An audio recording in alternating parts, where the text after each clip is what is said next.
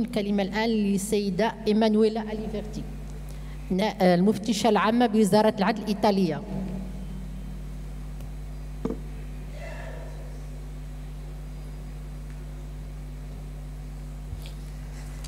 Excellences, chers collègues magistrats, Mesdames et Messieurs, c'est pour moi un grand plaisir d'être ici aujourd'hui à l'occasion de cette conférence internationale. C'est la deuxième fois que je viens au Maroc dans le cadre d'un programme de coopération pour l'amélioration du fonctionnement de la justice au Maroc sur la base des outils développés par la Commission européenne pour l'efficacité de la justice, financé par l'Union européenne et mis en œuvre pour le Conseil d'Europe. Je voudrais premièrement bien remercier Monsieur le ministre pour cette possibilité d'illustrer un sujet tellement sensible et important. Il n'y a pas beaucoup de temps et dans la question de l'indépendance du pouvoir judiciaire, je voudrais prêter attention à la figure et à la position du ministère public qui a été assimilé à la magistrature séjourne dans la Charte constitutionnelle italienne, entrée en vigueur le 1er janvier 1948, et qui a donné à la magistrature l'émancipation effective du pouvoir politique et la suppression de toute ingérence de l'exécutif. La reconnaissance des principes fondamentaux se retrouve dans l'article 3. Tous les citoyens sont égaux devant la loi. Il s'agit du principe d'égalité devant la loi qui est adressé directement au législateur, mais qui suppose d'être observé aussi dans les moments d'application du droit, c'est-à-dire celui juridictionnel. La Cour constitutionnelle, déjà en 1965, disait que c'était le premier fondement de l'impartialité du juge en tout ce qu'exige qui opère en condition d'extranéité absolue et d'indifférence et donc de neutralité par rapport aux intérêts en cause. Il ne fait cependant aucun doute que l'indépendance de la magistrature constitue valeur centrale d'un État de droit. Ce principe est expressément consacré par la Constitution italienne dans l'article 5.1. Les juges sont soumis uniquement à la loi. Et à l'article 5.4, la magistrature constitue un ordre autonome et indépendant de tout autre pouvoir, c'est-à-dire d'un côté indépendance fonctionnelle et de l'autre indépendance soi-disant organique. Donc, les juges sont préservés des autres pouvoirs et asservis seulement à la loi. Les corollaires de l'indépendance organique ont été déterminés par les actions ci-après.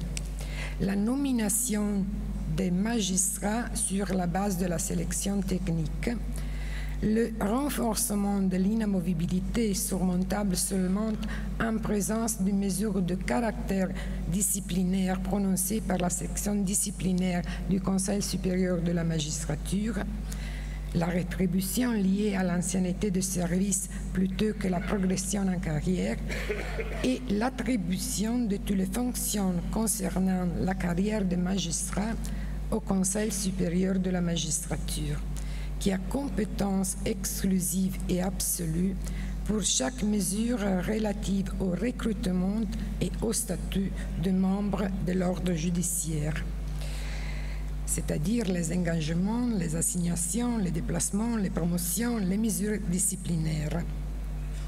Le Conseil supérieur de la magistrature, défini dans le langage courant l'organe d'autonomie de la magistrature, d'un côté, il réalise un fonds spécial d'autonomie pour être exprimé en majorité des magistrats même. Et de l'autre, il est présidé par le président de la République comme pouvoir neutre et garante de la Constitution. De cette manière, on évolue d'un côté décrocher le Conseil supérieur depuis son moment formatif des autres pouvoirs de l'État. Et de l'autre, on a cherché de concilier cet objectif avec celui de maintenir la magistrature à l'intérieur de l'appareil national. Donc, dans le cadre de la Charte constitutionnelle, Le ministre de la Justice n'est plus le sommet de l'organisation judiciaire, mais il déroule seulement des fonctions complémentaires à l'efficacité de la justice. Les formes de contrôle sur les magistrats de la part du pouvoir politique s'extériorisent dans l'exercice de l'action disciplinaire sur lequel décide de toute façon la section disciplinaire du Conseil supérieur. Chaque mesure concernant la carrière des magistrats, y compris l'imposition finale d'éventuelles sanctions disciplinaires et la décision définitive sur l'attribution de charges, est réservée exclusivement au Conseil supérieur de la magistrature. Tous ces principes s'appliquent aussi au ministère public. Et je pense qu'il ne peut applaudir qu'au choix opéré alors, dans 1948, par l'Assemblée constituante, tandis que la position institutionnelle de la magistrature requise est comparée à celle-ci jointe, en la reconduisant au même ordre et en entendant aussi à la première les garanties d'indépendance vis-à-vis du pouvoir exécutif. L'article 112 de la Constitution sanctionne que le ministère public a l'obligation d'exercer l'action pénale. Conformément à ces principes fondamentaux, il y a deux conséquences. Le ministère public ne peut pas être privé du pouvoir de promouvoir le commencement des procès criminels à travers l'exercice de l'action. Deuxièmement, il est obligé, à l'acte de la réception de la notitia criminis, à exercer l'action pénale, sans que lui soit permis quelque marge de choix ou que lui puisse être conditionné par des directrices externes ou par des situations subjectives contingentes. En résumé, les caractéristiques structurales et fonctionnelles du ministère public dans l'ordre juridique italien, il peut se déclarer que le ministère public et les juges appartiennent au même ordre et les deux jouissent des mêmes garanties de pleine indépendance extérieure. La nomination du ministère public est sur la base de la sélection technique, c'est-à-dire un concours national et le même concours des juges. Les évaluations des professionnalités sont fondées sur l'ancienneté de service. Le traitement économique est identique à celui qui est reconnu aux juges. Toutes les décisions relatives au statut du ministère public sont assumées en voie exclusive du Conseil supérieur de la magistrature à partir de l'engagement. Ils sont inamovibles, sauf leur demande spécifique ou l'adoption de mesures disciplinaires de la part du Conseil supérieur de la magistrature.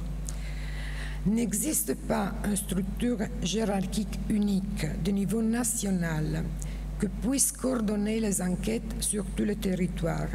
Si l'on exclut, par exemple, la Direction nationale antimafia ou l'antiterrorisme, qui a seulement une fonction de coordination en relation aux phénomènes criminels spécifiques. Et il y a uniquement la possibilité du parquet général de la Cour d'appel d'évoquer les enquêtes du parquet de la République, mais ils sont des cas très exceptionnels. Donc, même si le bureau de procuration a une structure hiérarchique avec à la tête les procureurs de la République, le ministère public italien jouit d'un régime d'indépendance ample, aussi à l'intérieur du bureau auquel il appartient. Bon, le thème est pas beaucoup. Je conclurai en adressant mes remerciements les plus chaleureux au ministre de la Justice pour cette invitation, pour son engagement dans un sujet très important, et j'espère qu'il y aura des autres occasions de collaboration. Merci à tous encore.